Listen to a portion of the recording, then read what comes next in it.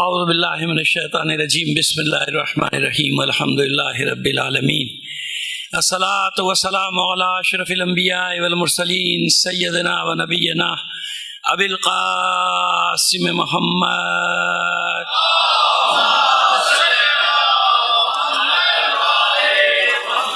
وآلہ الطیبین الطاہرین المعصومین ولعنۃ اللہ علی اعدائہم اجمعین من الان الى قیام یوم الدین. اما بعد فقد قال اللہ تعالی فی کتابہ المبین وہو اصدق القائلین وقولہ الحق.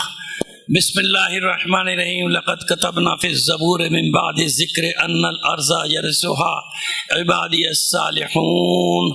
صلوات بھیجیے محمد آل محمد پر.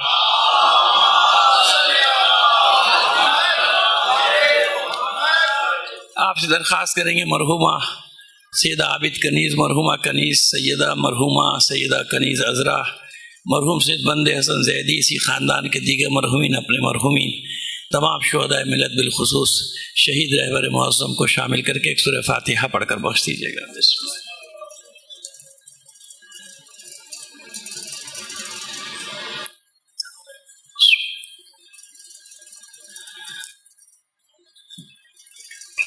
ایک صلوات عنایت فرما دیجیے گا محمد آل محمد. اسے بہتر انداز میں مل کر بلند آواز سے ایک صلوات بھیج دیجیے گا.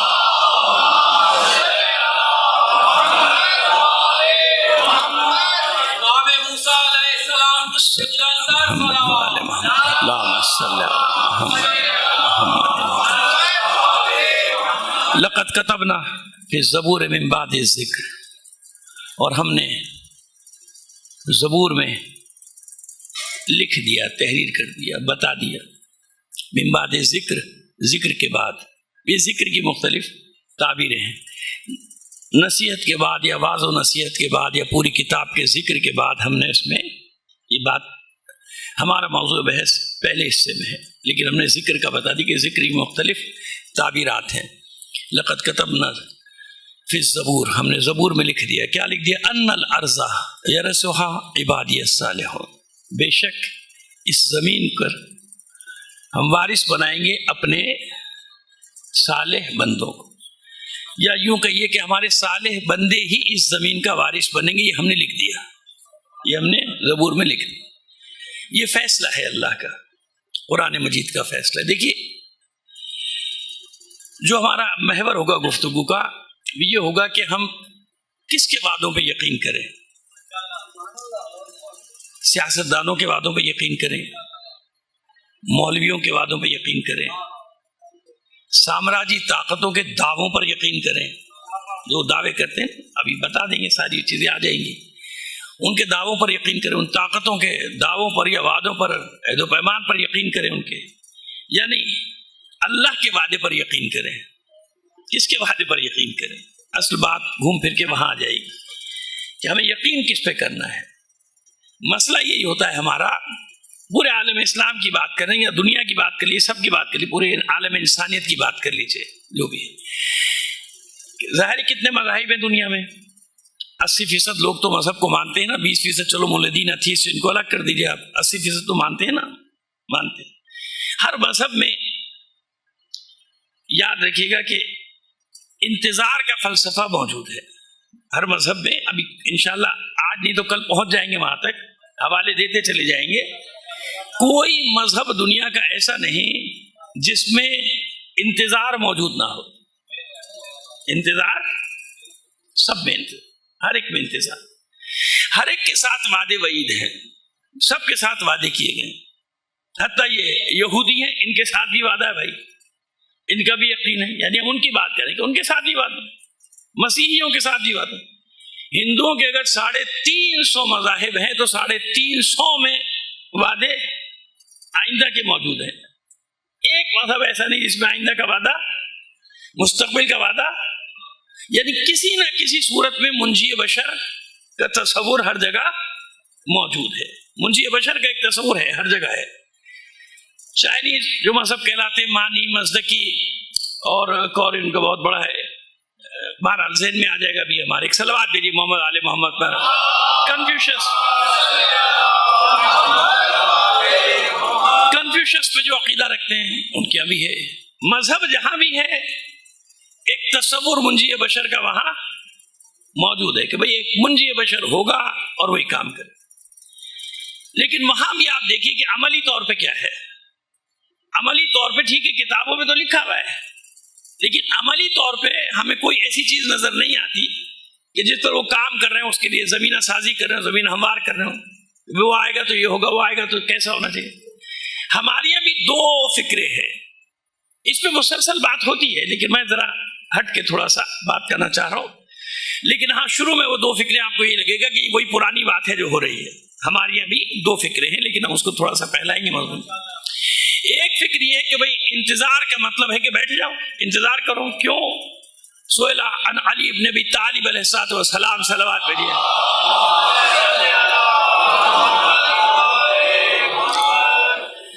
ای العمل احب من اللہ عز وجل, کون سا عمل اللہ کی بارگاہ میں سب سے زیادہ محبوب عمل ہے؟ کون سا احب, کون سا عمل ہے؟ تو مولانا نے دو لفظوں میں جواب دیا, انتظار الفرج. انتظار اچھا, فرج کا معنی صرف ظہور نہیں ہے.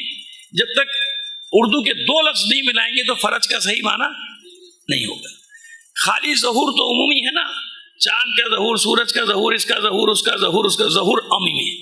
فرج میں جو معنی چھپا ہوا ہے آسائش کے ساتھ ظہور, آرام ہو آسائش کے ساتھ. اسی لیے کیا امام زمانہ جل اللہ تعالیٰ فرجہ شریف کے ساتھ جب استعمال ہوگا, بھائی آج میرا ساتھ دے دو, بڑا لمبا سفر کر کے آ رہا ہوں, میرا گلا بالکل بیٹھ گیا, تھوڑا سا اس کی آواز ایسی کر دو کہ مجھے کم زور لگانا پڑے, ساؤنڈ اس کا کچھ ایسا کر دیجئے اس طرح کا کہ مجھے تھوڑا کم, بہت تکلیف ہے گلے میں. اللہ دیکھیں, ہم کہتے نا, خود ہم نے ابھی کہا فرجہ الشریف, تو فرج میں معنی وسیع ہے, ظہور میں معنی محدود ہے, اور فرج میں معنی کیا ہے؟ فرج میں نہیں, ایسا ظہور جس میں آسائش ہے, جس میں آسانیاں ہیں, جس میں سہولتیں ہیں, گنجائش ہے. سمجھ آئے؟ اسی کہتے ہیں فرج امام زمانہ. فرج یعنی امام زمانہ جب آئیں گے تو وہ ظہور آسائش کا ظہور ہوگا, وہ سختیوں کا ظہور نہیں ہوگا, بلکہ کیا ہوگا؟ وہ آسائش کا ظہور ہوگا. تو اب یہ امام نے فرمایا کہ انتظار الفرج. اب یہیں سے لوگوں نے ایک مکتب فکر بن گیا, اسکول آف تھاٹ بن گیا کہ بھئی اب انتظار کرو, بیٹھ جاؤ, انتظار کرو اور کچھ کرنے کی ضرورت. امام آئیں گے, وہ سارے کام انجام دیں گے. اب سمجھ میں آنے کہ یہ نکلا کہاں سے. یعنی اس فکر کے پیچھے بھی امام کا ایک کلمہ ہے, اس فکر کے پیچھے بھی امام کا ایک کلمہ ہے. جیسے لوگ آیات سے نکالتے ہیں نا, ایک آیت سے مطلب نکالتے ہیں, ایک نے کچھ نکالا, ایک نے کچھ نکالا, ایک نے کچھ مطلب نکالا. تو ہم پہلے بھی کبھی عرض کر چکے ہیں موضوع پہ تقریر کرتے ہوئے کہ جیسے قرآن کے محکم اور متشابہ ہیں, ایسے ہی معصومین علیہ السلام کے بھی محکم اور متشابہ, جن کو سمجھنے کے لیے بہت جس کہتے کہ گہرائی میں, عمق میں جانا پڑتا ہے. ایک صلوات بھیجیے محمد آل محمد, پانی دو یار.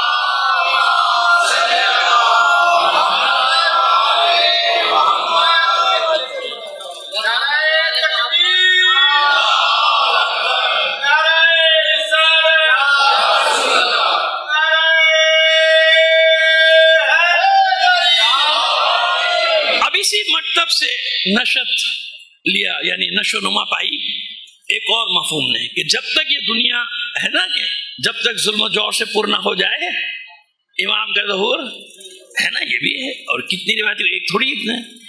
لہٰذا ہمیں کوشش کرنی چاہیے کہ ظلم و ستم جتنا بڑھ سکتا ہے بڑھ جائے. فسق و فجور جب تک اپنے عروج پر نہیں پہنچے گا امام کی آمد ممکن. یعنی ایک فکر بتا رہے ہیں, باقاعدہ میں کہہ رہا ہوں آپ سے فکر ہے, اس پہ کام بھی کرتے لوگ کہ نہیں بھی امام کا ظہور آنا ہے. دیکھو جب تک پوری دنیا ظلم و جور سے پر نہیں ہوگی امام نہیں ہے. لہذا جو کچھ ہو رہا ہے ٹھیک ہو رہا ہے, جو ظلم و ستم ہو رہا ہے, یہ مارا ماری ہو رہی ہے, قتل و غارت گری ہو رہی ہے, تباہی بربادی ہو رہی ہے, بچوں کو مارا جا رہا ہے, عورتوں کو مارا جا رہا ہے, یہ بالکل صحیح ہو رہا ہے, کیونکہ جب تک یہ نہیں ہوگا امام نہیں آئیں گے. امام اسی ہوتا ہے. اب دیکھیے ایک فکر بنی ہے نا, اس کے پیچھے ایک جڑ ہے, اس کے پیچھے کوئی معاملہ ہے.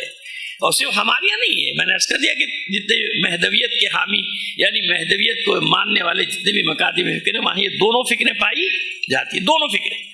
اب یہ فکر کے پیچھے نا کہ انتظار بس انتظار کرو، بیٹھ جاؤ، بیٹھے رہو، خانقاہوں میں چلے جاؤ، گوشہ نشینی اختیار کر لو، ایسا کیا لوگوں نے، بڑے بڑے نام گزرے، گوشہ نشینی اختیار کر لی۔ تصوف کے معذرت کے ساتھ تصوف کی بہت ساری شاخیں ہیں، میں صرف اس ایک شاخ کی طرف اشارہ کر رہا ہوں کہ جس نے یہ راستہ اختیار کیا کہ آدم بیزار ہو جاؤ، لوگوں کو چھوڑو، کہیں جنگلوں میں بیابانوں میں نکل جاؤ، بس وہ جب آئے گا جب دیکھی جائے، جب مسیح موعود یا مہدی موعود جب آئیں گے، جب دیکھی جائے گی، اس وقت تک ہمیں کچھ کرنے کی ضرورت، ٹھیک ہے نا۔ اس کا نتیجہ یہ نکلا کہ دنیا کی اکثریت، آبادی کی اکثریت ظلم کے خلاف قیام کرنے کو تیار نہیں ہوتی، یہاں تک کہ جہاں واجب ہو جاتا ہے اپنا دفاع کرنا، وہاں بھی لوگ کہہ رہے ہوتے کہ بھئی یہ تو امام زمانہ کے بغیر جہاد ہے نا، فکر سمجھتے نا کہ امام کے بغیر کوئی جہاد نہیں ہوتا۔ اب بھی ہمارے یہاں ہے کہ نہیں؟ نہیں، یہ تو امام جب تک نہیں ہے کوئی جہاد نہیں، یعنی مطلب کہ امام جب تک نہیں ہے پٹتے رہو، مرتے رہو، اپنی زمینیں دیتے رہو، اپنے ملک دیتے رہو، اپنے نظام دے سب دیتے رہو، کیونکہ امام کے بغیر جہاد کا تصور دیکھا آپ نے کہاں تک پہنچ گئی وہ ذرا سی بات، وہ ذرا سی بات جڑیں پکڑتے پکڑتے یہاں تک پہنچ گئی کہ سامراج کو کتنا فائدہ ہوا اس فکر کا، استعمار کو کتنا فائدہ ہوا اس فکر کا، بلکہ یوں لگتا ہے کہ اس نے اس فکر کو آگے بڑھانے میں خوب خرچہ کیا کہ نہیں، خبردار، امام کا فتویٰ نہیں، امام کا حکم نہیں ہے نا، مختار کے سلسلے میں یہی، زید کے سلسلے میں یہی، سلیمان میں سورت خزائی کے سلسلے میں یہی ہے نا، جتنے ہمارے مجاہدین ہیں سب کے سلسلے میں کہ نہیں امام کا حکم نہیں تھا، امام۔ اب دیکھا کہاں تک بات پہنچ گئی کہ جب تک وہ نتیجہ کیا ہوا کہ اکثریت جب اس فکر کی ہوئی تو سامراج مسلط ہوتا چلا گیا، چاہے اسلامی دنیا ہو چاہے عالمی پیمانے پر ہو۔ اچھا، یہ ایک پہلو، اور بھی آئیں گی، باتیں کرتے چلے جائیں گے، لیکن آج تمہیدی مقدماتی مجلس ہے۔ اب آتے ہیں تصویر کا دوسرا رخ دکھاتے ہیں آپ کو، صلوات بھیجیے محمد آل محمد پر۔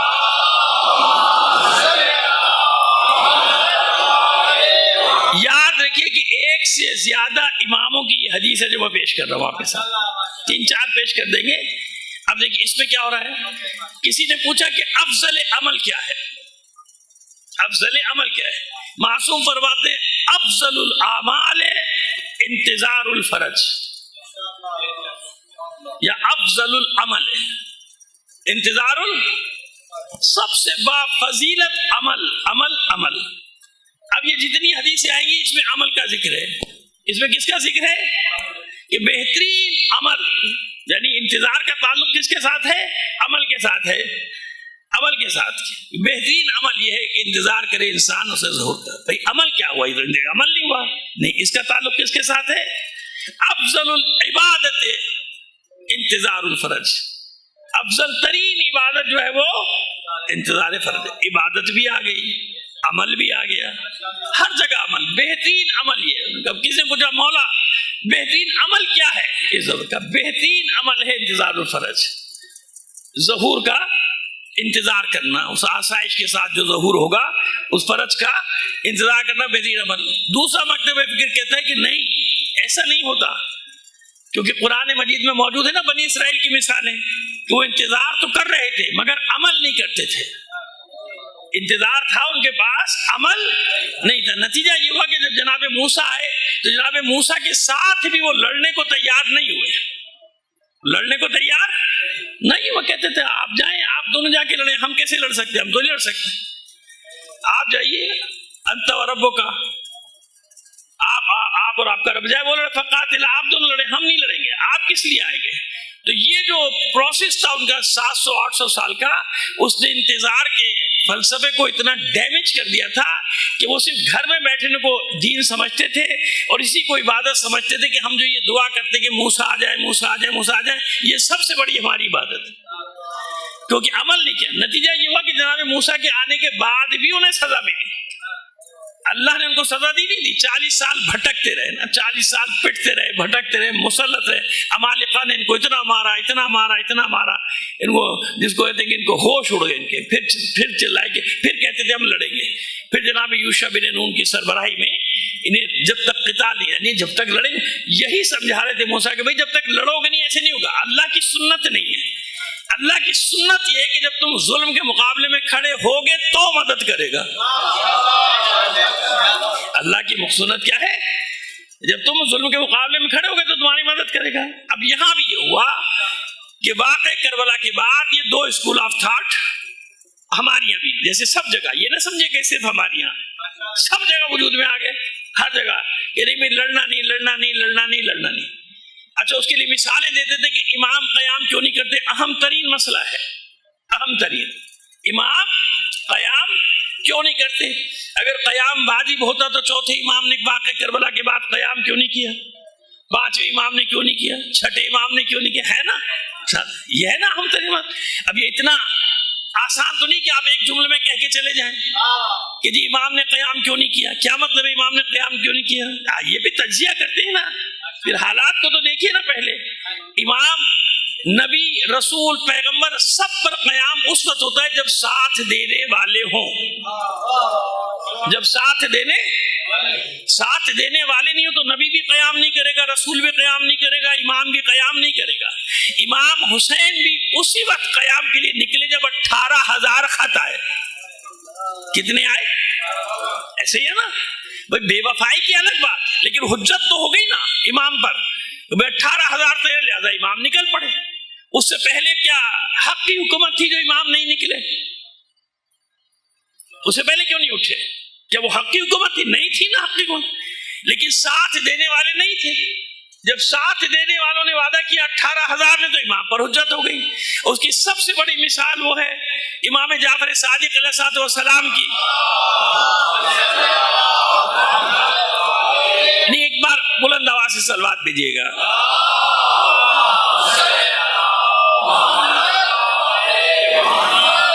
کہ جب ایک شخص پہنچا تھا خراسانی اور اسے کہا تھا امام کی خدمت کے مولا تیار ہیں، 1,00,000 لوگوں سے معلوم تھا کہ جب نصرت کرنے والے ہوں گے تو قیام ہوگا، ورنہ قیام نہیں ہوگا. 1,00,000 تیار ہیں، خراسان میں لشکر، آپ حکم کیجئے، آ جائیں گے. امام نے کہا کتنے بتا رہا ہے تو؟ 1,00,000 شمشیریں لیے تیار ہیں، آپ کے حکم کے اشارے کے منتظر ہیں. تو امام نے کیا کہا تھا اس سے؟ امام نے کیا فرمایا تھا؟ تندور میں بیٹھ جا. وہ نہیں بیٹھا تھا. انہوں نے کہا ایسے کتنے؟ ان کا مولا ایسا ایک بن ہارون مکی کود گیا تھا، بظاہر ایسی بات. لیکن اس کے بعد والی بات مستند ہے، وہ بہت مستند ہے. تو جو ایک بھیڑوں کا غلہ گزر رہا تھا، بھیڑ کہہ لیجیے، دمبے کہہ لیجیے، جو بھی کہہ لیجیے، غلہ گزر رہا تھا. امام نے اس کی طرف اشارہ کر کے فرمایا تھا کہ اتنے بھی ہوتے نا تو میں قیام کر لیتا. جتنے اس غلے میں ہے نا، اب میں آپ کو ایک بات سمجھانا چاہ رہا ہوں، انشاءاللہ سمجھ جائیں گے کہ مجمع نہیں دیکھو، ہجوم نہیں دیکھو، یہ دیکھو کہ کھڑے رہنے والے کتنے، قائم رہنے والے کتنے. مجمع تو بہت سارا آ جائے گا، جب یہ وقت پڑے گا تو میدان میں کتنے، ٹکنے والے کتنے. ایسا تو نہیں کہ پہلے ہلے میں سب میدان صاف، سب بھاگ گئے، سب نے چھوڑ دیا ساتھ. دنیا میں بہت سارے سے مناظر ہوئے، کچھ مناظر ہم نے بھی دیکھے. جناب کہا کہ نہیں، اتنے بھی ہوتے نا اس تعداد میں تو 1,00,000 کی بات کر رہے ہیں، اگر اتنے ہوتے میں قیام کرتا، اس حکومت کے خلاف کھڑا ہو جاتا.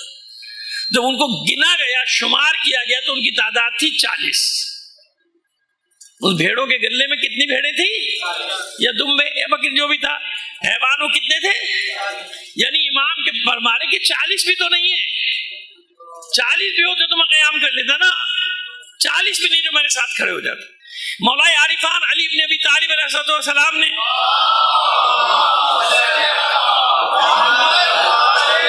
سامنے جب یہ مرحلہ آیا تو آپ نے کیا کہا تھا کہ صبح آ جاؤ، اپنے سر گھٹوا کے، نہیں منڈوا کے، اور ہتھیار سجا کے میرے دروازے پہ آ جاؤ، پھر چلیں گے، قیام کریں گے. کتنے آدمی آئے تھے؟ 4. کتنے آدمی آئے تھے؟ مدینے کی بات ہے. یعنی امام نے یہ بتایا کہ تم باتیں کر رہے ہو، باتیں کرنے میں تم بڑی لنترانی ہے، تمہاری بہت لمبی لمبی باتیں ہوتی ہیں، لیکن عمل کے میدان میں یہ. تو کسی امام کے قیام نہ کرنے کا سبب یہ نہیں کہ وہ قیام نہیں، بس خاموشی اختیار کرو، انتظار کرو، نہیں. بات یہ تھی کہ جس امام کے پاس بھی وہ اسباب فراہم ہوتے وہ امام قیام کرتا. 12ویں امام کو غیبت میں کیوں جانا پڑا؟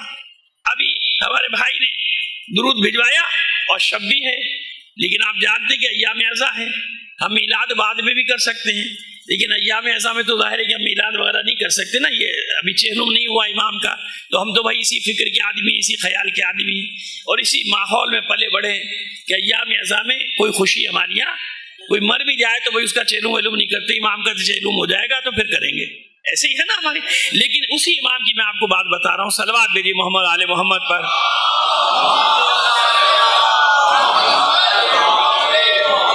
آپ جانتے کہ قید میں فضل ابن ربیع کی جب قید میں تھے تو کوئی ایک سپاہی بھی پہرے دار نہیں تھا بغداد میں، ایک سپاہی۔ امام زندان میں تھے، وہ فضل ابن ربیع گھر میں بیٹھا تھا، دھوپ، سردی کا زمانہ، دھوپ سے تاپ رہا تھا، جس کو ادھر سینک رہا تھا۔ ایک شیعہ جب گزرا تھا کہ اپنے امام سے ملے گا، اس نے کہا میرا کوئی امام نہیں، ڈر رہا تھا نا، اس نے کہا نہیں کرے گا، میں جانتا ہوں تو شیعہ ہے، کہا نہیں میں شیعہ بھی نہیں ہوں، میرا امیر تو وہی ہے ہارون رشید ہے، کہا نہیں میں تجھے کچھ نہیں کہہ رہا، جان کی امان ہے، ملے گا مل لے جا، دیکھ لے، ایک پنجرے سے جھانک لے، یعنی زیر زمین تھا اوپر وہ جیسی کھڑکیاں سلاخیں لگی ہوئی، وہ خیر واقعی اپنی جگہ۔ لیکن جو میں بات کرنا چاہ رہا ہوں، یہ کرنا چاہ رہا ہوں کہ حالت کیا تھی کہ ہزاروں سو بھی تھے، چاہنے والے نہیں تھے، ماننے والے تھے نہیں تھے، لیکن معلوم تھا کہ کوئی کھڑا نہیں ہوگا، اس لیے زندان پر بھی 2 سپاہی نہیں کھڑے کیے تھے ہارون نے۔ سمجھ میں آئی میری بات جو میں کہہ رہا ہے نا؟ زندان ہوتا ہے تو بھائی زندان ہوگا، کوئی کیونکہ انہیں معلوم تھا کسی میں اتنی ہمت نہیں ہے کہ امام کو چھڑانے کے لیے کھڑا ہو جائے۔ 2 سپاہی زندان کے دروازے پہ نہیں تھے، یہ حالات، جبکہ امام سامنے موجود ہے۔ اب تو امام پردے غیبت میں ہے نا، امام موجود ہے، آپ نہ معلوم کون سے تصورات کی دنیا میں رہتے ہیں، 7ویں امام معصوم، امام معصوم موجود ہے زندان میں، ان کے شہر میں جس پہ وہ ہزاروں کی تعداد میں رہتے ہیں، کرک کے محلے میں، جسے آج کاظمین یا کاظمیہ کہا جاتا ہے نا، ضلع کاظمیہ پورا کہلاتا ہے نا، امام وہاں تھے۔ تو لوگوں کی حالت دیکھی تھی آپ نے کہ لوگ مانتے تھے، دعا بھی کراتے تھے، تو امام تعویذ نہیں کرتے تھے، بناؤ تعویذ بھی لیتے ان سے، دعا بھی کر سب ہے، لیکن قیام کرنے کے لیے کوئی تیار نہیں ہوتا۔ اب ایسے ماحول میں 4 5 7 8 10 مجاہد ہوتے تھے اماموں کی، ائمہ تعین کی، کہ جو امام کے پیغام کو آگے بڑھاتے تھے، کہیں معاملہ بالکل ختم نہ ہو جائے، یعنی قیام کا معاملہ ختم نہ ہو جائے۔ اس قیام کے سلسلے میں امام حسن علیہ السلام کی اولاد مسلسل آپ کو صلوات بھیجی میدان میں رہتی تھی، جیسے شہید فخر جس کے بارے ہم نے اشرا تو پڑھا تھا، کتابی صورت میں بھی الحمدللہ شائع ہو گیا۔ امام حسن علیہ السلام کے شہزادوں میں سے ایک شہزادے تھے، ان کا نام بھی حسین ابن علی تھا، اس لیے ہمیں پڑھنا پڑا تھا اشرا مجبوراً ان کے لیے، کہ لوگوں کو معلوم ہو جائے کہ وہ حسین ابن علی اور ہیں، یہ حسین ابن علی اور وہ شہید فخر کا مالک امام حسن کے اولاد، کیوں؟ تاکہ لوگوں کے ایک وہ گروہ تیار ہوتا رہے جس کو معلوم ہے کہ انتظار کا مطلب ہے عمل عمل عمل، عمل کے بغیر انتظار کسی کام کا نہیں، عمل کے بغیر انتظار ویسی ہے جیسے بنی اسرائیل انتظار کر رہے تھے جناب موسیٰ کا، اور جو جناب موسیٰ ہے تو ان کا ساتھ نہیں دیا، اگر ساتھ دیتے تو فرار کیوں کرتے؟ بھائی 6 لاکھ تعداد لکھی ہے بنی اسرائیل کی، میں کہتا ہوں یہ مبالغہ ہوگا، قصص انبیاء میں کتنا لکھا ہے، جن کو اپنے ساتھ لے کے چلے تھے، وہ جو نیل میں راستہ بنا تھا، جناب موسیٰ اپنی قوم کو لے کر چلے، تو ابھی دیکھ لیجیے قصص انبیاء میں ان کی تعداد لکھی ہے 6 لاکھ، میں کہتا ہوں نہیں مبالغہ ہوگا بھائی، اتنی آبادی نہیں ہوگی۔ ارے بھائی اگر 6000 بھی تھے اللہ کے بندوں، 6000 بھی تھے تو ان کے ساتھ جانا کیوں پڑا رات کی تاریکی میں موسیٰ کو؟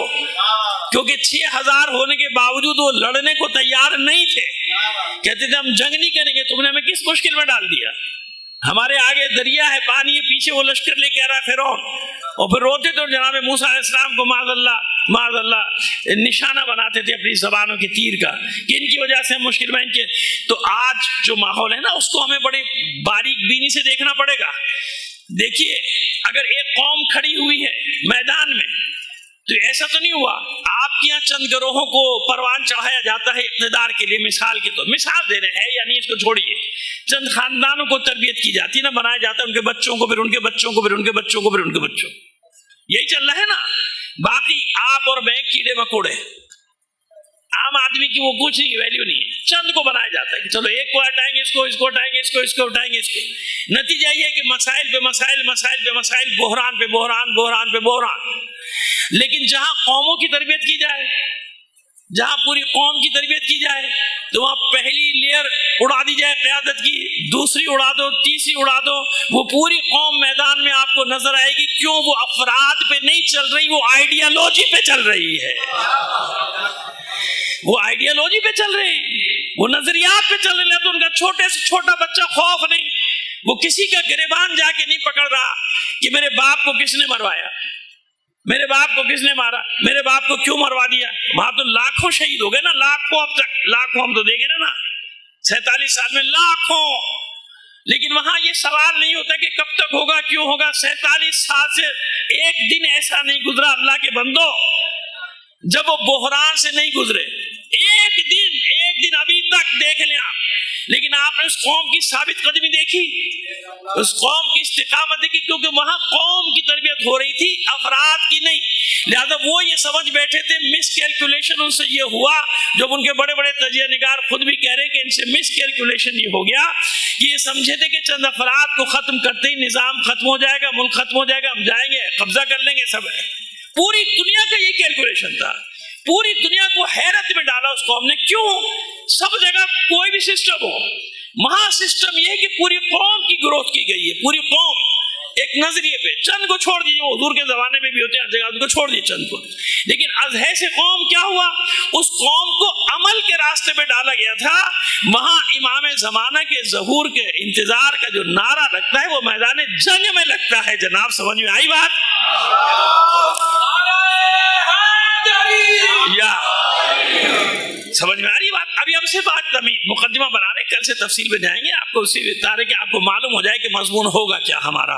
یہ مضمون ہوگا ہمارا. اب وہ جانتے ہیں نا، آپ جو کھڑے ہوئے نا میدان میں، انہیں کوئی پرواہ نہیں، انہیں موت پر یقین ہے. وہ جانتے کہ یقین مرنا ہے ہمیں، لیکن ہم ان کے سامنے جھکیں گے نہیں. وہ لڑے کیوں؟ وہ جانتے ہیں کہ جب تک زمین ہموار نہیں ہوگی. زمین ہموار ہونے کا مطلب پردہ غیبت میں کیوں گئے امام؟ چلیے یوں چلیے اس بات کو مکمل کر دیں. باب الحوائج کی کیوں گئے پردہ غیبت میں؟ اگر ساتھ دینے والے لوگ ہوتے تو امام پردہ غیب میں جاتا. آپ خود بھی سوچی نا، جیسا کہ ہمارے تصورات میں بتایا گیا، امام پردہ غیب میں کیوں گئے؟ کیا اکیلے نہیں لڑ سکتے تھے؟ جو ہمارے تصورات ہیں میں اس کے مطابق بات کر رہا ہوں نا، تو امام اکیلے لڑ لیتے. اس سوچ سے جب تک باہر نہیں آئے گی قوم، امام اکیلے کیوں نہیں لڑ لیے؟ امام تو اکیلے لڑ سکتے تھے پردے غیب میں. نہیں، میں نے کہا کہ سنت الہی نہیں. جب تک کوئی قوم خود اپنی تقدیر بدلنے کے لیے نہیں کھڑی ہوگی، کوئی نبی، کوئی پیغمبر، کوئی امام اس کی تقدیر کو نہیں بدلے گا. صلوات بھیجیے محمد آل محمد پر. پانی دو یار.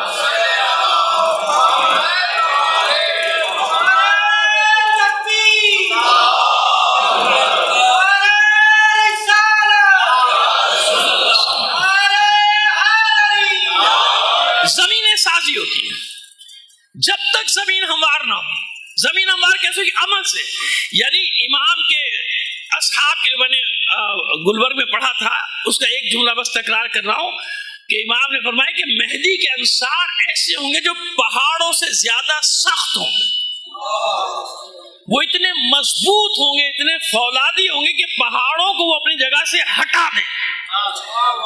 امام کے یعنی مہدی کے انصار، امام فرماتے، مولا عارفان فرماتے کہ مہدی کے انصار اس طرح سے اس کے گرد حلقہ بنا کر رکھیں گے کہ کوئی زخم نہیں آنے دیں گے. امام کو آپ کا تصور جو اس کے مطابق، امام کو کیا ضرورت ہے؟ رسول کو ضرورت تھی محافظ کی؟ نہیں. تو پھر علی کون ہے؟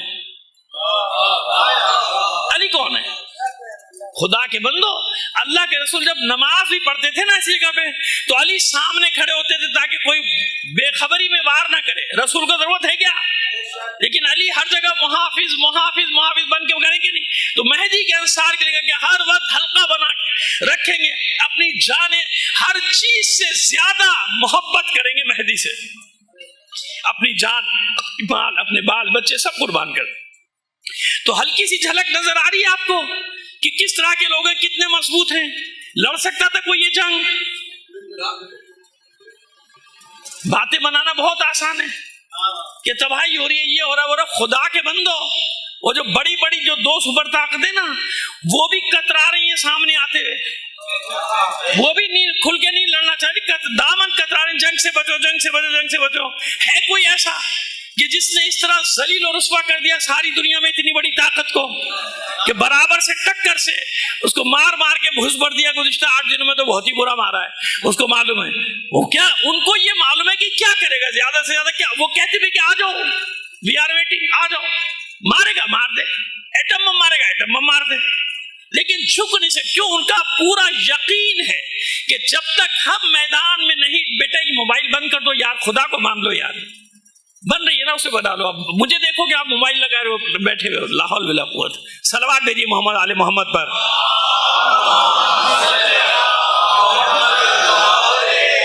ایک بار اور صلوات ہدایت فرما دیجیے گا۔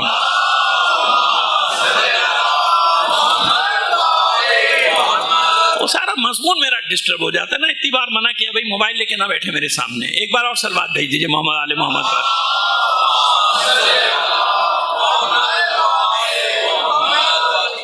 اب یہ جانتے ہیں نا کہ ہم کس کام کے لیے لڑتے ہیں؟ پوری دنیا سے لڑائی، پوری دنیا۔ اچھا اگر پوری دنیا ان سے نہیں بھی لڑ رہی تو یہ بتا دیجئے کہ ان کی حمایت میں کوئی ایک ملک کا نام لے دیجئے کہ وہ لڑ رہا ہے، کوئی ایک اکیلا دنیا کے نقشے پہ اکیلا، اور کتنوں سے لڑ رہا ہے؟ چاروں طرف سے لڑ رہا ہے، چاروں طرف سے محاصرے میں ہے، اس کے باوجود وہ سر جھکانے کو تیار نہیں، کیونکہ وہ جانتے ہیں کہ انتظار بغیر عمل کے بیکار۔ جب وہ نعرہ لگاتے نا کہ مہدی لبیک یا مہدی، تو اس میں پوری روح ہوتی ہے، کیونکہ میدان میں کھڑے ہوئے ہیں، عمل کے ذریعے انتظار کر رہے ہیں، اور یہی وہ آخری منزل امتحانات کی کہ جس کے بعد اطمینان رکھیں۔ اللہ کا وعدہ ہے نا، میں نے کیا کہا کہ وہ اور بھی باتیں ہوتا ہے کہ اللہ نے وعدہ کیا، جب اللہ کا وعدہ، ان کو اللہ کے وعدوں پر یقین ہے، دنیا کے وعدوں پر نہیں، انہیں اللہ کے وعدے، جب اللہ کا وعدہ ہے تو ہوگا نا پورا، بھائی آج نہیں کل ہوگا، کل نہیں پرسوں ہوگا، لیکن اللہ کا وعدہ ہے ان الارض یرثها عبادی الصالحون، بے شک میں اس روئے زمین کو انہی کو وارث بناؤں گا جو میرے بندگان صالح ہیں، جو میرے صالح بندے، ان صالح بندوں کے حوالے کر دوں گا یہ نظام۔ تو عزیزو جب اس یقین کے درجے پر انسان پہنچتا ہے، پھر کیسا گھبرانا، پھر کیسی گھبراہٹ، پھر کیسا خوف۔ معلوم ہے کہ آج کچھ بھی ہو جائے، پوری دنیا ہمارا ساتھ نہ دے، ایوریج نکال لیا کرو۔ میں ہمیشہ ایک اصول دیتا ہوں لوگوں کو، ایوریج نکالا کرو۔ اس زمانے میں کتنی بڑی آبادی تھی عالم اسلام کی؟ 1 کروڑ سے زیادہ ہے نا، 1 کروڑ بھی آج کا 1.5-2 ارب ہو گئے بھائی۔ 1 کروڑ کی لگ بھگ پورے عالم اسلام کی آبادی تھی، اور پورے عالم اسلام کو واقع کربلا کا علم تھا، ایسا نہیں تھا کہ کسی کو علم نہیں تھا، یاد رکھیے گا، کیونکہ حسین 4 مہینے مکے میں تھے، اور 4 مہینے مکے میں ہر روز خطبے دے رہے تھے، پورے عالم اسلام کے لوگ آتے تھے، سب کو معلوم تھا کہ فرزند رسول گھر سے نکل چکے قیام کے لیے، سب، ایسا کوئی نہیں تھا کہ جس کو نہیں معلوم کہ مجھے نہیں معلوم، مجھے سب کو معلوم۔ حسین نے اسی لیے 4 مہینے قیام کیا کہ مکہ سب سے بہترین مرکز تھا جہاں سے سارے عالم اسلام کو میسج جا رہا تھا، سب کو جا رہا تھا، نہ جا رہا ہوتا تو بصرے سے جو 7-8 آدمی آئے تھے وہ نہ آتے، 1-2 اور دوسرے قبیلوں کے آئے تھے وہ نہ آتے، معلوم تھا، سب کو معلوم تھا کہ واقعی حسین نکل چکے گھر سے، ایسا ہے نا۔ لیکن کتنے تھے کربلا میں حسین کے ساتھ؟ 1 کروڑ میں سے آج کے حساب سے سوچیے آپ، عقل کہتی ہے کہ لڑو، کوئی مقابلہ ہے؟ کوئی کیسا مقابلہ ہے؟ 72 کا اور سامنے 72,000 کا، اور لشکر کی تعداد جو بھی، میں اس بحث میں نہیں جاتا، وہ 30,000 سے لے کے نہ معلوم کتنا کتنا کتنا لکھا، وہ بحث اس سے نہیں، بحث اسے کہ 72 صرف کتنے ہیں؟ 72۔ ان کی مدد کی کسی نے 1 کروڑ میں سے؟ نہیں کی نا، 1 کروڑ آبادی ہے۔ بعد میں ملال کا اظہار بھی کر رہے ہیں، افسوس کا اظہار بھی، سب کر رہے ہیں، لیکن ساتھ تو نہیں دیا نا کسی نے۔ وہ 72 جیت گئے یا ہار گئے؟ اصل میں یہ بات سمجھنے کی ہے، فلسفہ یہ سمجھنے کا ہے کہ بھئی فتح و شکست کا معیار کیا ہوتا ہے۔ یہ جو آج کا سامراج استعمار تل ملایا ہوا ہے، بل بلایا ہوا ہے، پاگل ہوا ہے، مینٹل تو ہو گیا، وہ مینٹل کیس ہو چکا. یہ تو آپ کو بعد میں پتا چلے گا جب اس پر بڑے بڑے کیس بنیں گے. ابھی تو چند مہینے ہیں نا اس کے گزارنے سے، کوئی فرق نہیں پڑتا. دیکھیے اللہ کی یہاں کوئی جلدی نہیں ہے. اللہ کو کوئی جلدی ہے؟ ہمیں جلدی ہوتی ہے کہ بھائی ابھی ہو جائے، ابھی کو معجزہ ہو، یہ غرق ہو جائے، دفن ہو جائے، سب ہو جائے. اللہ کو جلدی نہیں. کیوں؟ اللہ کیا لا یمکن الفرار من حکومت. تم اللہ کی حکومت سے بھاگ سکتے ہو؟ کہاں بھاگ سکتے؟ اس لیے اللہ کو کوئی جلدی نہیں. 400 سال فرصت دی تھی فرعون کو، 400 سے 800 سال بھی ہے، لیکن میں کم سے کم بتا رہا ہوں 400 سے. نمرود کو سینکڑوں سال فرصت دی نا فرصت، لیکن پھر آخر گرفت میں آئے کہ نہیں آئے؟ بس یاد رکھیے، جب ظلم ہی ظلم حاوی ہوتا چلا جاتا ہے نا بھئی، یہ تو طے ہو گیا کہ مغرب کی منافقت کے باوجود مغرب کو یہ تسلیم کرنا پڑا کہ یہ ظلم ہو رہا ہے. یہ کیا ہو رہا ہے؟ یہ اتنا تو مان رہے، ساتھ نہ دے، کچھ بھی ہے اسی کے ساتھ کھڑے، سب بے فکر رہیے، اسی عالمی سامراج کے ساتھ ہی ہے سب. لیکن زبانی تو کہہ رہے ہیں نا، کہیں نہ کہیں کوئی نہ کوئی اقرار کر رہا ہے. ان کی عوام بھی اقرار کر یہ ظلم ہے، یہ ظلم ہے، یہ ظلم ہے. اتنا تو اقرار کرے. تو یہ کیسے ہوا؟ یہ کیوں کر ہوا؟ اگر یہ میدان میں ڈٹے نہ رہتے تو ان کی مظلومیت کبھی ابھر کے سامنے نہیں آتی. اور تشیع کا یہ افتخار ہے کہ اس نے ہمیشہ مظلومیت کے ذریعے سے ظالم کی شہرک کاٹی ہے. ظلم کی شہرک کو کاٹا ہے تشیع نے اپنی مظلومیت سے، جس کو کہتے ہیں کہ شمشیر پہ خون فتح یاب ہوا. تلوار پہ خون کی فتح اسے کہتے ہیں. آج آپ نے دیکھی لوگوں کی سمجھ میں نہیں آتا تھا کہ آپ کہاں سے نئے نئے جملے لے کر آ جاتے ہیں. آپ لوگ امپورٹڈ جملے، یہ کہتے تھے لوگ، امپورٹڈ جملے لے کر آ جاتے ہیں کہ تلوار پہ خون کی فتح، شمشیر پہ خون کی فتح. آج دیکھا نہیں آپ نے کتنی بڑی شہادت ہوئی اور کتنی بڑی فتح ہوئی. اس شہادت کے نتیجے میں وہ سمجھ رہے تھے کہ سب ختم، وہاں تو الٹا ہو گیا، وہاں ساری قوم متحد ہو گئی نا، ساری قوم ایک جگہ، وہاں بچہ، ان کی خواتین، ان کے بوڑھے معذور لوگ سب چلے آ رہے ہیں، کیونکہ وہ جھکنا نہیں چاہتے. اور وہ کیا کہتے ہیں کہ جو شہید ہوتا ہے کہتے ہیں امام زمانہ کی خدمت میں گیا، امام زمانہ کی خدمت میں چلا گیا. تو یاد رکھیے، ابھی آج کی گفتگو کو بس یہی ختم کریں گے، مختصر رکھا.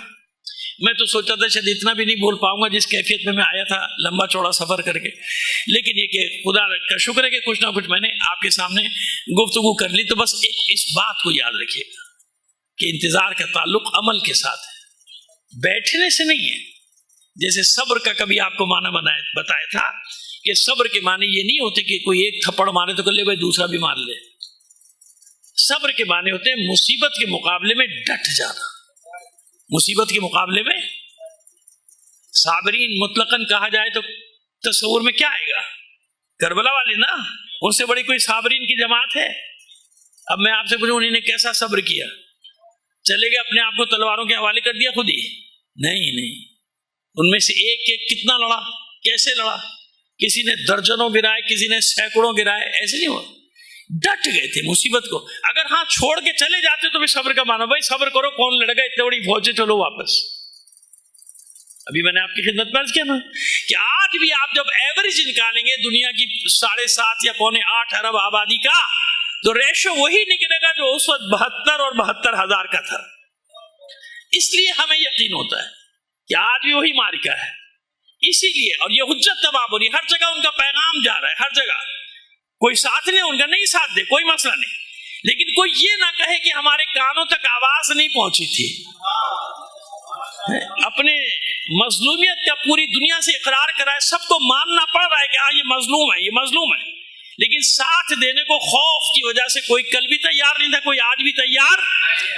تو قوم میدان میں کھڑے ہو کر بتا رہی ہے کہ اگر کربلا کو جب تک نہیں سمجھو گے اس وقت تک استعمار، عالمی سامراج، یزیدیت، یہ سب نعرے تو ہو سکتے ہیں، یہ ختم نہیں ہو سکتے جب تک ان کے خلاف قیام نہ ہو. تو اب ایک کام تو ہو گیا نا، وہ جو سپر پاور کی جو حیثیت تھی وہ تو ختم کر دی، وہ ختم کر، پوری دنیا کو پتا چل گیا کچھ نہیں ہے بھائی. جب یہ پیٹ سکتا ہے اس کو اور اس کے حامیوں سمیت پیٹ سکتا ہے، اکیلا لڑ رہا ہے نا، سب سے پیٹ سکتا ہے، تو پھر باقی آگے کیا ہے؟ کچھ بھی. تو ایک کام تو انہوں نے کر دکھایا نا. بس کربلا میں بھی یہی، کربلا میں مسئلہ اس لیے ہمیشہ سب سے زیادہ نازک رہا ہے، ہمیشہ کربلا کا معاملہ اس لیے کربلا کا مقایسہ نہیں کیا جا سکتا. کہتے ہیں تشبیہ بلا مشبہ دی جاتی ہے, مجازن ہم کہتے ہیں, اور کہنے میں کوئی حرج نہیں ہے. جناب یہ کلو ارزن کربلا کلو یوم عاشورہ کہنے میں کوئی حرج نہیں ہے, عربی زبان میں رائج ہے, محاورہ کہہ جاتا ہے, وہ حرج نہیں ہے کوئی. لیکن بہرحال کربلا تو کربلا, اور یہ میں کیوں حرج نہیں ہے کیوں کہہ رہا ہوں, کوئی کہ کیوں نا حرج تو ہے, کربلا تو کربلا نہیں. یاد رکھیں شہید فق کے بارے میں خود امام موسیٰ کاظم علیہ السلام نے فرمایا, خود فرمایا تھا کہ واقع کربلا کے بعد اگر کوئی سخت ترین سانحہ ہم پر گزرا ہے تو یہ شہید فق کا سانحہ گزرا ہے, جن کی 300 سال تک عزاداری ہوتی رہی, باقاعدہ عزاداری. وہ تو جب دشمنوں کے ہاتھ میں چلا گیا فق کا علاقہ, جب وہ ختم ہوا 300 سال تک ان کی عزاداری ہوتی.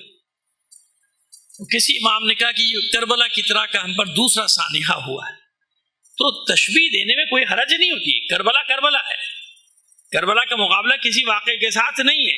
لیکن اگر مجازن ہم جب کہتے ہیں کربلا عصر, تو بھائی اس میں کیا قیامت ٹوٹ پڑی؟ جب بچوں کو مارا جائے, بے گناہ عورتوں مار جائے, ہم کہتے ہیں مجازن نہیں کہتے کربلا عصر ہے نا, یعنی ایسے لگ رہا ہے ایسے کربلا تو اس میں کوئی غزہ میں جو کیا گیا ملیا میٹ کر دیا گیا, لاکھوں انسان بچے عورتیں مادے کہہ دیا کربلا ہے, تو کیا حرج ہو گیا؟ کوئی حرج نہیں ہوتا. لیکن کربلا کربلا ہے, سب جانتے ہیں کہ کربلا کربلا ہے. کیوں؟ دیکھیے یاد رکھیے, کربلا اس لیے بھی اہمیت کی حامل ہے کہ کائنات کا جتنا معزز ترین خاندان وہاں تھا اور کسی مورچے پہ نہیں تھا, اور کسی محاذ پر نہیں تھا. کربلا میں اولاد رسول تھی, کربلا میں فرزندان رسول تھے, کربلا میں رسول کے بیٹے تھے, کربلا میں رسول کی بیٹیاں تھیں. اچھا, بہت سارے نبی ایسے ہیں جنہیں قتل کیا گیا, جیسے جناب یحییٰ, جیسے جناب زکریا آرے سے چیر دیا گیا. تو کہہ سکتا نا کوئی کیوں, وہ بھی تو تھے نبی, ان کو بھی مارا گیا. بالکل مارا گیا, لیکن مارنے والے کافر تھے. مارنے والے کون تھے؟ مشرک تھے, کافر تھے, مشرک. ان کے ساتھ, ان کے گھر والوں کے ساتھ کوئی ایسا سلوک نہیں کیا گیا. جناب زکریا کو آرے سے چیرا گیا تھا, جناب یحییٰ کو نہیں مارا گیا تھا. جب جناب یحییٰ کا سر قلم کیا گیا تھا, ان کی آل اولاد کے ساتھ, ان کے اہل بیت کے ساتھ کوئی ایسا سلوک نہیں کیا گیا. یہ وہ ایک ہی واقعہ ہے کائنات کا واقعہ کربلا کہ جس میں مارنے والا کلمہ پڑھ رہا تھا اس کے نانا کا, جس کو وہ مار رہا تھا.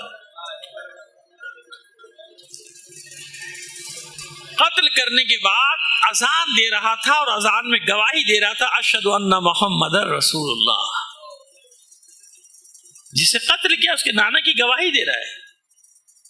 قتل کرنے کے بعد وہ لشکر نماز پڑھ رہا تھا, اور نماز میں درود بھیج رہا تھا اس پر جو اس درود میں شامل ہے, اور جس کا لاشا بے گور و کفن پڑا تھا. سمجھ آئی ہماری بات؟ فرق اس لیے بتا رہے کئی لوگ سمجھ ہی نہیں پاتے. کہتے ہیں تو 72 آدمی تھے وہاں, تو 72,000 مار دیے, شہید کر دیے. تو کہتے ہیں میں آپ کو فرق بتا رہا ہوں. فرق سمجھ میں آ رہا ہے کہ مارنے والے کون ہیں؟ جو اس کے نانا کا کلمہ پڑھ رہے ہیں. مارنے والے کون ہیں؟ جو اس پر درود بھیجیں گے. ابھی بڑی نماز درود بھیجی, ہر نماز میں درود بھیج رہے, وہ شامل درود ہے. جب محمد و آل محمد درود بھیجتے تو حسین شامل ہے کہ نہیں؟ اور جو سیدانیاں ہیں, جو بیویاں ہیں, وہ کون ہیں؟ وہ رسول کی بیٹیاں ہیں, وہ رسول زادی ہیں. عزیزو, آپ نے ایک جملہ سنا ہے امام کا, بلکہ کلمہ ہے سمجھیے مختصر سا, کہ جب کسی نے پوچھا تھا سب سے زیادہ مصائب کہاں پڑے, تو کیا فرمایا تھا امام نے؟ الشام, الشام. ٹھیک ہے, اس نے پوچھا, امام نے جواب بھی دے دیا. اس نے پوچھا مولا وہاں اتنے شہید ہو گئے, آپ کے بھائی, بابا, چچا, بھانجے, بھتیجے سب, یہاں تو کوئی شہید نہیں ہوا, ایسا واقعہ نہیں ہوا سوائے زندان میں ایک بچی کی شہادت. تو امام نے کیا فرمایا؟ تو نے انصاف نہیں کیا, تو نے انصاف نہیں کیا. قتل ہو جانا, شہید ہو جانا ہمارے لیے آر کا باعث نہیں تھا, بلکہ ہمارے لیے تو آر کا باعث یہ تھا کہ ہمارے سامنے ہماری ماں, بہنوں, بیٹیوں کو قیدی بنا کر نامحرموں کے مجمع میں لایا جائے. مصائب کے آخر میں ایک جملہ پڑھوں گا بیمار کربلا کا، امام سجاد کا، لیکن پہلے آپ کو بتا دوں کہ اس زمانے میں جو ظاہر کے قیدیوں کنیزوں کی خرید و فروخت کا زمانہ تھا، اس زمانے میں زنجبار کا علاقہ، زنجبار جیسے جس کو آپ مڈغاسکر یا کوئی اور نام دے سکتے ہیں، ڈھونڈیں گے تو مل جائے گا، ویسے زنجبار میں نے دیکھا تو یہ مڈغاسکر کا علاقہ ہے جو آج مڈغاسکر ہے۔ زنجبار کے علاقے کے جو غلام اور کنیز ہوتے تھے وہ بالکل حقیر ہوتے تھے نا، ان کی قیمت سب سے کم لگائی جاتی تھی، انہیں الگ کھڑا کیا جاتا تھا، وہ سب یہ ذہن میں رکھیے، پھر میں ایک جملہ بتاؤں گا امام کا۔ زنجبار یہ یاد ہے کہ ایسا علاقہ تھا کہ جس کے غلام اور کنیزیں حقیر سمجھے جاتے تھے، یہ زنجبار کے لوگ جن کے جو دے سکتے ہو دے دو، جاؤ لے جاؤ، ٹھیک ہے نا، یہ ایسے ہوتا تھا۔ اب سنیے ہوا کیا تھا شام میں، ایک ہلکی سی، حالانکہ دیکھیے اتنا بڑا واقعہ ہے، اتنے دن مہینوں پر مشتمل ہے، ہر لمحے کو تو کسی نے کیپچر نہیں کیا ہے نا، کچھ واقعات ہیں جو ہم تک پہنچے ہیں، کچھ چند واقعات، انہی میں سے ایک واقعہ بتاؤں گا تو آپ کو اندازہ ہوگا کہ شام ہے کیا۔ امام نے کوفے کا ذکر نہیں کیا، کربلا کا ذکر نہیں کیا، کوفے کے دربار کا ذکر نہیں کیا، کوفے کے بازار کا ذکر نہیں کیا، ذکر کہاں کا کیا؟ الشام۔ اب دیکھیں بتاتا ہوں آپ کو شام کیا ہے۔ شام میں جب یہ قیدیوں کا قافلہ لایا گیا تھا نا تو ابھی سجاوٹ مکمل نہیں ہوئی تھی، لہذا باب دمشق کے باہر روک دیا گیا تھا۔ 3 دن وہاں اہل بیت بیٹھے رہے کھلے آسمان کے نیچے تاکہ دمشق کی سجاوٹ مکمل ہو جائے۔ جب انتظامات پورے ہو گئے، سجاوٹ مکمل ہو گئی، اب حکم دیا گیا کہ قیدیوں کو مرکزی دروازے سے لے کر آؤ، بازار سے گزار کے دربار میں لانا ہے۔ جب یہ قیدی ناقوں پر سوار کرائے گئے، اور ظاہر کے سیدھے سجاد تو پاپ یادہ ہے نا، جب یہ داخل ہوئے تو اتنا ہجوم تھا کہ 10 قدم آگے بڑھتا تھا نا قافلہ تو 20-25 قدم پیچھے دھکیل دیا جاتا تھا۔ اس لیے وہ جو روایت ہے نا، حالانکہ 20 منٹ کا راستہ نہیں تھا، زیادہ سے زیادہ آج بھی دیکھیں تو 20 منٹ سے زیادہ کا راستہ نہیں، اس لیے وہ روایت ہے 9 گھنٹے اور 1 دن اور 2 دن اور 3 دن کی رہو، اس لیے کیونکہ ہجوم، جشن منا رہے تھے، جشن، مٹھائیاں بٹ رہی، زرق برق لباس، اس طرح سے۔ وہ بازار جنہوں نے دیکھا ہے انہیں معلوم ہے کہ بعض جگہ سے اتنا چوڑا ہے جتنا اس وقت ہم اس حال میں بیٹھے ہیں نا، یہ چنا سے لے کے دیوار تک، بعض جگہ اس سے کم ہے اور کم ہے، بعض جگہ اتنا کم ہے کہ وہاں سے 2-3 ناقے ایک ساتھ گزر ہی نہیں سکتے، پتلا ہو جاتا ہے جب دربار کے سامنے پہنچتے ہیں نا، پتلا۔ اور یاد ہے کہ نقشہ وہی ہے جو اس وقت تھا، کیونکہ اس کو محفوظ رکھا گیا ہے، پرانے دمشق کو محفوظ رکھا ہے، انسانی ورثہ قرار دے کے، ہاں جو ٹوٹ پھوٹ ہو جائے اس کی مرمت کرا دیتے ہیں، لیکن اس کو محفوظ کر دیا۔ قدیم ترین شہر ہے دمشق، قدیم ترین دارالخلافہ دنیا کا، تاریخ کا، 4000 سال سے یہ پائے تخت ہے، اس سے قدیم شہر ہوں گے، بات ہو رہی ہے کیپٹل کی، 4000 سال سے یہ مستقل کیپٹل چلا آ رہا ہے، اور آج تک کیپٹل ہے، جو حکومتیں بدلتی نہیں، کیپٹل دمشق، یہ اس کی ایک خاص بات ہے دمشق کی، 4000 سال سے یہ دارالخلافہ ہے۔ تو وہ جہاں باریک ہو جاتا ہے بالکل، تو میں وہاں پریشان تھا کہ یہاں سے قافلہ کیسے جائے گا، جب ہجوم بھی ہے اور لوگ ٹیرس پہ، چوباروں پہ، اپنی بالکنیوں میں مار دوڑتے، بچے نیچے بھی ٹھاٹے مارتا ہوا سمندر ہے، تو یہاں سے گزرے گے کیسے؟ ناقہ، ایک ناقہ نہیں گزر سکتا، تو اتنے سارے ناقے کیسے؟ جب ہے ہی جگہ اتنی سی ہے کہ اگر 4 آدمی مل کر چلے تو بڑھ گیا، تو جب رش بھی ہو، مجمع بھی ہو، سمجھ بھی نہیں آتا تھا میری کہ یہ مسئلہ کیا ہے۔ پھر میں نے ایک روایت پڑھی، اور روایت یہ ہے کہ جب یہ اسیر دربار میں لائے گئے تو ایک رسی میں 12 گلے بندھے ہوئے تھے۔ دربار یزید میں جب یہ قافلہ پہنچا تو ایک رسی میں سب کو، تو میری سمجھ میں نہیں آتا تھا کہ رسی میں کہاں باندھا، بھئی دروازے پہ قافلہ اترا، چلے گئے دربار میں، کارواں ناکوں سے ہوتے چلے گئے، لیکن نہیں عزیزو، یہ رسی کا واقعہ کہاں کا ہے؟ یہ جب اس جگہ پہ پہنچا قافلہ جہاں تنگ تھا بازار، تو کیسے جائے ناقے گھس ہی نہیں سکتے، مجمع اتنا تھا، کچھ سمجھ میں نہیں آیا، گھنٹوں وہاں پر گزر گئے قیدیوں میں۔ تو پھر ان ملونوں نے کیا کیا کہ بیویوں کو ناکوں سے نیچے اتارا، اس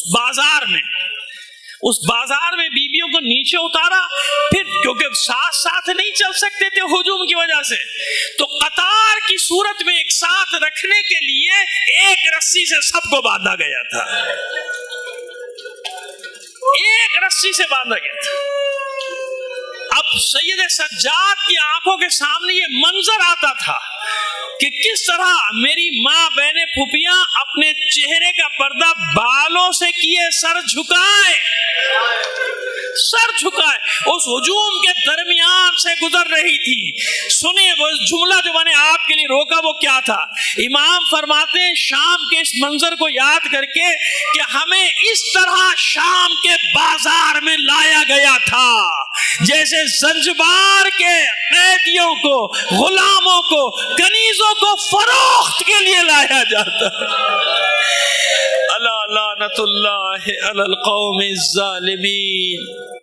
مومنین کرام آپ سے درخواست کریں گے وہ جو انہوں نے نام لیے تھے ان کے لیے ایک سورہ فاتحہ تو پڑھ ہی دیجیے گا، بعد میں دعا کا وقت نہیں، بس دعا کریں پروردگار عالم آپ سب کی تمام حاجات کو پورا فرما دے اور جمہوری اسلامی کو فتح و نصرت عطا فرما، باری الہ عالم اسلام کو متحد فرما دے، عالم اسلام کو سامراج کی نوکری سے، غلامی سے آزادی عطا فرما دے۔ کل انشاءاللہ وقت پہ کوشش کریں، آج تو بارش کی وجہ سے مسائل ہو گئے تھے، کوشش کریں گے اس مضمون کو آگے لے کر چلیں گے۔ اور آج سے دعا کی بھی اپیل ہے، تھوڑا طبیعت صحت کا معاملہ میرا ایسے ہی چل رہا ہے، این دعا کیجیے گا پروردگار بحق بیمار کربلا، آپ میں بھی کوئی مریض ہے اس کے لیے بھی دعا کیجیے، میرے لیے بھی دعا کیجیے، پروردگار سب کو صحت کاملہ و عاجلہ عطا ہو سکے۔ اب آپ سے درخواست کریں گے جن مرحومین کے ہم نے نام لیے تھے ان کے لیے، اپنے مرحومین تمام شہدائے ملت اور رہبر شہید کے لیے ایک سورہ فاتحہ پڑھ کر بخش دیجیے گا۔